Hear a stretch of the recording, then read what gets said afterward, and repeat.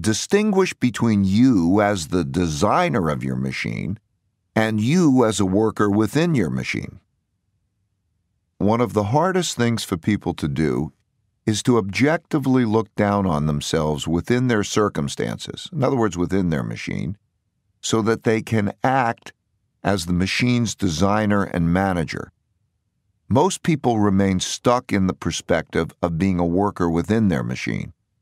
If you can recognize the differences between those roles, and that it is much more important that you are a good designer manager of your life than a good worker in it, you will be on the right path.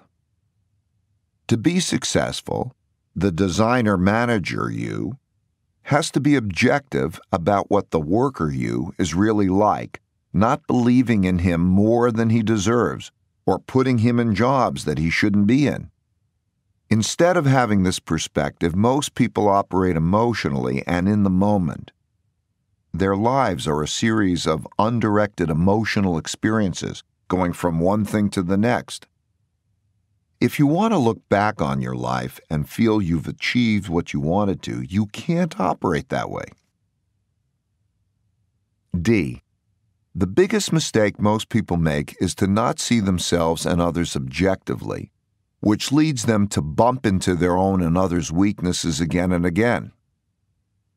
People who do this fail because they are stubbornly stuck in their own heads. If they could just get around this, they could live up to their potential. This is why higher-level thinking is essential for success. E. Successful people are those who can go above themselves to see things objectively and manage those things to shape change. They can take in the perspectives of others instead of being trapped in their own heads with their own biases. They are able to look objectively at what they are like, their strengths and their weaknesses, and what others are like to put the right people in the right roles to achieve their goals. Once you understand how to do this, you'll see that there's virtually nothing you can't accomplish. You will just have to learn how to face your realities and use the full range of resources at your disposal. For example, if you as the designer manager of your life discovers that you as the worker can't do something well, you need to fire yourself as the worker and get a good replacement while staying in the role of the designer manager of your own life. You shouldn't feel upset at yourself if you find out that you're bad at something. You should be happy you found out, because knowing that and dealing with it will improve your chances of getting what you want. If you're disappointed because you can't be the best person to do everything for yourself, you're terribly naive. Nobody can do everything well. Would you want to have Einstein on your basketball team? When he fails to dribble and shoot well, would you think badly of him? Should he feel humiliated?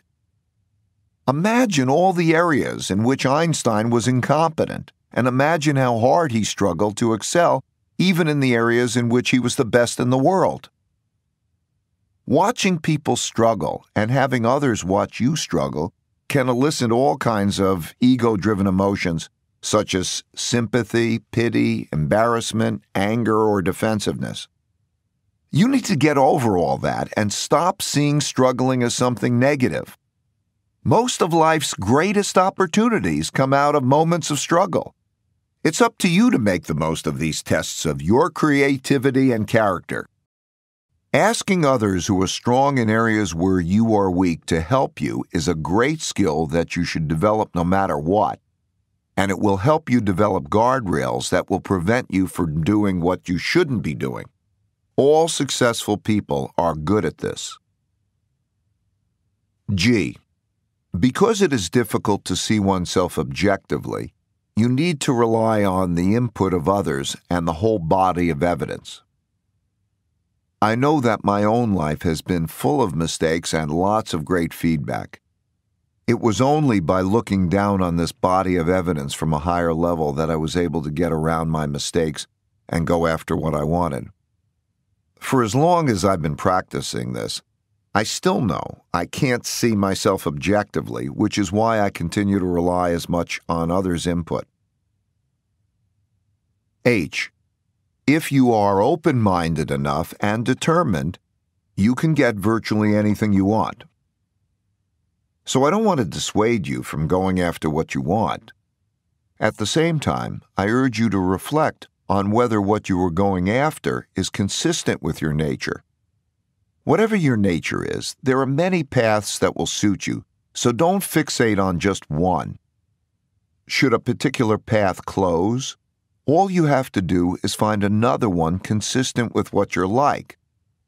You'll learn a lot about how to determine what you're like in the chapter, Understand That People Are Wired Differently, which comes later.